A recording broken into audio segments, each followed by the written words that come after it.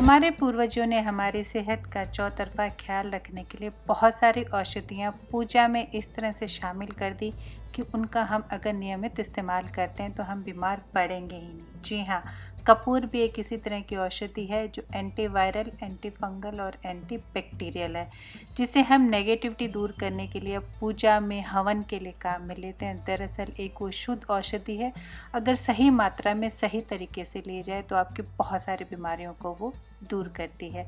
नमस्कार दोस्तों, कैसे हैं आप सब लोग। इंडियन होम डीआईवाई में बहुत बहुत स्वागत है और मैं हूँ श्रेया।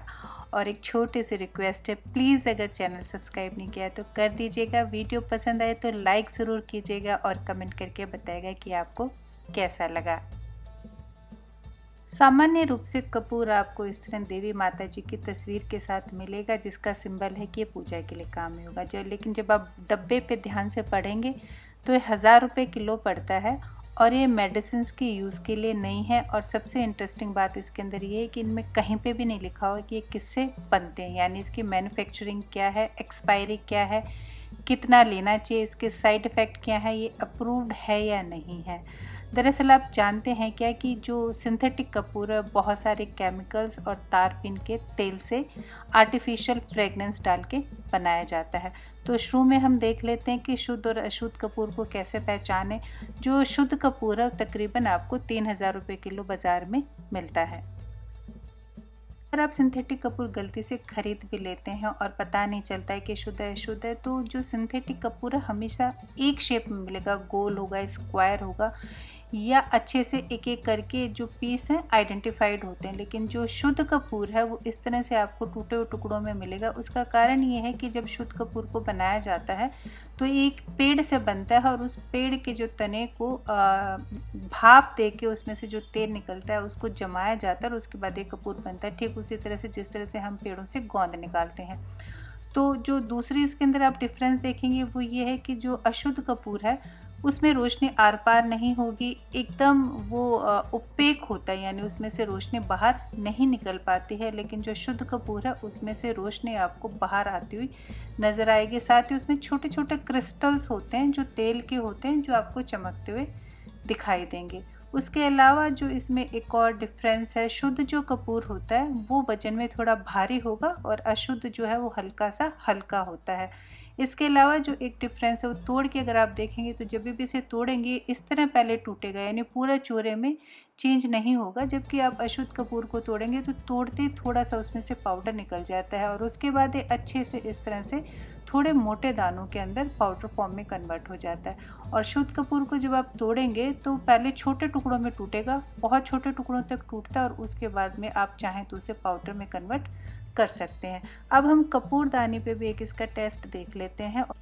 जो नीली कपूरदानी है उसमें हम शुद्ध कपूर रखेंगे और सफ़ेद में अशुद्ध, और साथ ही इनके गुणों की अब हम चर्चा कर लेते हैं। शुरू से जो हवन यज्ञ हम करते हैं उसमें कपूर का इस्तेमाल इसलिए होता रहा है क्योंकि इसमें एंटीवायरल, एंटी बैक्टीरियल और एंटी फंगल प्रॉपर्टी है। और जब आप इसकी जो धुआं है वो वातावरण के अंदर जब मिलती है तो इसका तेल जो है इन तीनों ही जो कीटाणु हैं इनका पूरी तरह से नाश कर देता है। इसके अलावा अगर आप नेगेटिविटी फील करते हैं तो इसका तात्पर्य है कि कमरे में नेगेटिव ऊर्जा यानी इस तरह की गैसेस भरी हुई हैं जो आप पे मानसिक रूप से दबाव डाल रहे हैं, उनकी खुशबू से आप परेशान हो रहे हैं और उस वजह से आप में डिप्रेशन की स्थिति आ जाती है। कई बार इंटरनल रीज़न की वजह से भी या पारिवारिक या किसी और समस्या की वजह से भी तकलीफ़ होती है। तो ऐसे में जो कपूर की खुशबू है वो नर्वस सिस्टम को जाके ट्रिगर करती है और आप डिप्रेशन से बाहर आ जाते हैं।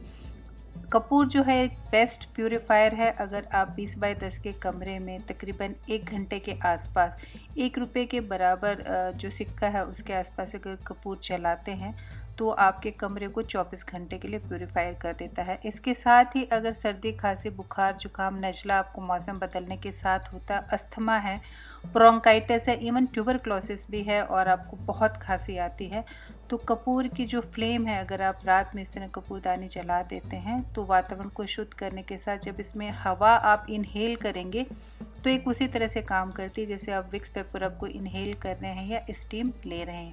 अब मैं आपको दिखाना चाहती हूँ कि जो प्योर कपूर है वो जलने के बाद में किस तरह से दिखता है। देखिए, जो सिंथेटिक है वो जब आप रब करेंगे तो पूरी तरीके से प्लास्टिक की बीड्स के अंदर कन्वर्ट हो जाता है और वो नीचे जमा हुआ रहता है, यानी पूरा ख़त्म नहीं होगा। लेकिन अगर आप प्योर कपूर मेरे साथ देख रहे हैं तो हमने इसमें रखा ज़्यादा था, तो जैसे जैसे इवोपरेट होता है हवा के अंदर उड़ जाता है, पीछे नहीं बचता है। तो जब आप सिंथेटिक कपूर इस तरह से यूज़ कर रहे हो तो आप यकीन मानिए आप अपनी सेहत के साथ बहुत बड़ा खिलवाड़ कर रहे होते हैं और बहुत पॉइजनस गैसें आप इनहेल कर रहे होते हैं। अब रोज़मर्रा की ज़िंदगी में कपूर का उपयोग किस तरह से करें, इस बारे में थोड़ी सी आइडियाज़ ले लेते हैं। मैंने तुलसी जी के 20 पत्ते लिए हैं और तकरीबन 100 पत्तों के आसपास नीम के पत्ते हैं। ये छाया में सुखाए हुए, इसलिए आपको इनका रंग ऐसा दिख रहा है। नीम और तुलसी जो दोनों ही एंटीसेप्टिक, एंटीवायरल, एंटी फंगल हैं और साथ में कपूर में भी एक गुण है। तो आप किसी भी पोटली के अंदर इन सब पत्तों के साथ में आधी मुट्ठी के आसपास कपूर डाल दीजिए और उसे ऑफिस में, कमरे में, गाड़ी के अंदर, पूजा घर में या इवन अपनी वार्डरोब्स में टांग लीजिए और एयर प्योरीफिकेशन का इन्हें काम करने दीजिए। इससे ना तो कपड़ों में कीड़े लगते हैं, ना कमरों में के अंदर बदबू होगी और साथ ही आपकी वार्डरोब हमेशा महकती रहेगी। कपड़ों के अंदर इनकी खुशबू चली जाती है जो आपको एक प्रोटेक्शन लेयर अपने आप ही दे देती है। और जब इसमें से कपूर ख़त्म हो जाए, क्योंकि हवा में उड़ जाता है, उसके बाद वापस से आप पोटली के अंदर नीम के पत्ते, तुलसी जी के पत्ते और कपूर डाल के बना लीजिए। ईश्वर ना करे कि कोरोना जैसे महामारी हम में से किसी को भी हो, लेकिन अगर बाई चांस हो जाती है और किसी परिचित को, तो जो आपका फ़िल्टर बैग है, यानी जो कपड़े का मास्क है, उसके अंदर एक छोटा सा टिश्यू पेपर लें। 1 रुपये की साइज़ का जो सिक्का है, उससे ज़्यादा हमें पूरे दिन में कपूर का इस्तेमाल नहीं करना चाहिए, क्योंकि इससे साइड इफ़ेक्ट हो जाते हैं। उसको अच्छे से चूरे में आप तोड़ लीजिए और फिर उस मास्क के अंदर इसको इंसर्ट कर दीजिए। इससे 2 फ़ायदे होते हैं कि जब आप इनहेल करते हैं तो प्योर एयर जाती है, साथ में एंटीवायरल, एंटीबैक्टीरियल, एंटी फंगल जो कपूर की प्रॉपर्टीज़ हैं वो आप इनहेल कर रहे हैं। और साथ में जब आप एक्सहेल करते हैं तो अगर आपकी बॉडी के अंदर वायरस है, बैक्टीरिया है और फंगस या कुछ और चीज़ें, तो वो मर के ही हवा के बाहर निकलती है, यानी शुद्ध हवा अंदर जाती है कपूर के गुणों के साथ, और जो अशुद्ध हवा जो वातावरण में जा रही है तो प्योरीफाई होके आती है। आप इसे सुबह आधे घंटे और शाम को आधे घंटे यूज़ कर सकते हैं इस तरीके से। और प्लीज़ 1 रुपये के सिक्के से बड़ा साइज़ आपको पूरे दिन में यूज़ नहीं करना चाहिए। ये बेस्ट इनहेलर है और आपको तेज़ी से लंग्स के कंजक्शन के अंदर आराम देता है। इसके अलावा अगर रोज़मर्रा की ज़िंदगी में आप चाहते हैं कि कपूर आपको प्रोटेक्शन करे, तो बहुत थोड़ा सा ले लीजिए, चने के दाने से भी थोड़ा उसे तोड़ लें पाउडर फॉर्म में, और जब का मास्क उसकी ऊपरी सतह पे इस तरह से लगा दें और आपका बेस्ट जो है फ़िल्टर मास्क बनके तैयार है।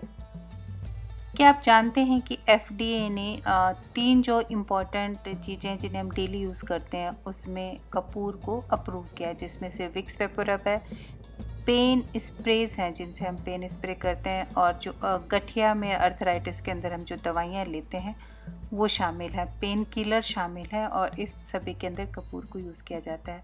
अगर आपको अर्थराइटिस है या घुटनों में दर्द रहता है या शरीर के किसी और हिस्से में दर्द रहता है, तो सरसों का हल्का सा तेल गरम कर लें, उसके अंदर चने के दाने या राजमा के दाना जितना कपूर डालें और जिस हिस्से में आपको बहुत ज़्यादा दर्द है वहाँ पे इसके मालिश करें। कपूर की खासियत होती है कि उसके गुण जो है तेल के साथ फ़ौरन शरीर में एब्जॉर्ब हो जाते हैं, और जो पेन किलर के जो इसके गुण हैं जाके आपको अर्थराइटिस, दर्द या किसी भी तरह की मूंछ वगैरह उसमें आराम देती है।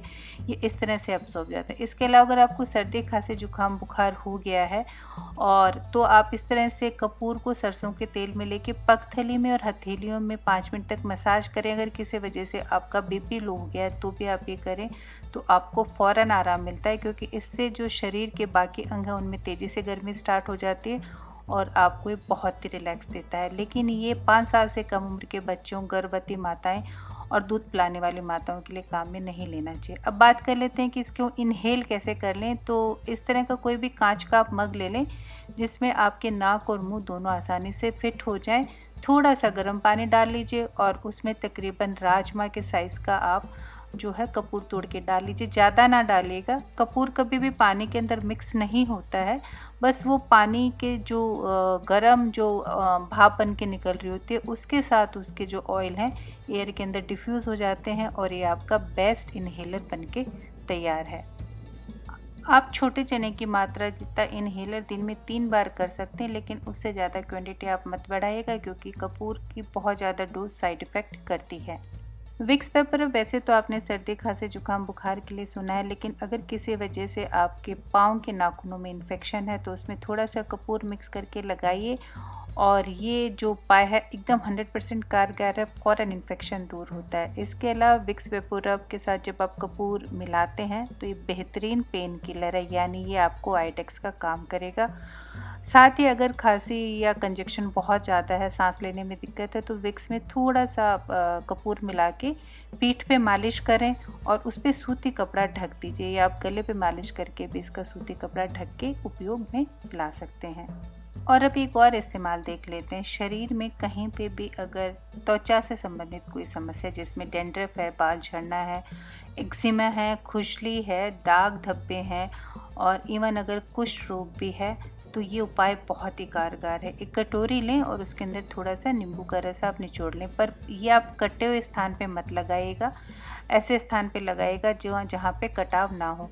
उसके अंदर आप डाल दीजिए थोड़ा सा सरसों का तेल और फिर उसमें मिला दीजिए कपूर मैंने जैसे आपसे रिक्वेस्ट करी चने या राजमा के दाने जितना लीजिएगा। अच्छे से कपूर जो है तेल और नींबू को मिक्स कर देता है, कपूर का गुण है, नहीं तो अन्यथा तो तेल और जो है नींबू का रस मिक्स नहीं होता है, लेकिन जब आप इसके अंदर कपूर डालेंगे तो एक लोशन में देखिए इस तरह से बदल जाता है। आप दिन में 2 से 3 बार जहाँ पे भी आपको तकलीफ़ है वहाँ लगाइए और इससे फ़ौरन रिज़ल्ट आते हैं और ये बहुत तेज़ी से आपके शरीर की हर जो तकलीफ़ है जिसमें दाग धब्बे चकते शामिल है, डैंड्रफ शामिल है, बालों का झड़ना शामिल है, दूर करता है। डैंड्रफ और जुएँ तो इनफैक्ट ये 2 बार के इस्तेमाल से ही जड़ से पूरी तरह से गायब कर देता है। ये लगाने के बाद आप आधा घंटे रखें और फिर नहा लीजिए। और अब देख लेते हैं कपूर का पेड़ दिखता है कैसे। ये देखिए कपूर के पेड़ भारत में पाए जाते हैं, इसके अलावा जापान में भी होते हैं और इस तरह इनके तने काटे जाते हैं। उम्मीद है कपूर से जुड़ी हुई जानकारी आपको पसंद आई है। अपना ध्यान रखें, सुंदर लगें, स्वस्थ रहें। और एक रिक्वेस्ट आपसे ज़रूर करूँगी कि अगर अभी तक चैनल सब्सक्राइब नहीं किया तो ज़रूर कर दीजिएगा। वीडियो पसंद आए तो लाइक ज़रूर कर दीजिएगा और कमेंट करके बताइएगा कि आपको कैसा लगा। मैं जल्दी मिलूँगी नए वीडियोज़ के साथ। Take care, bye.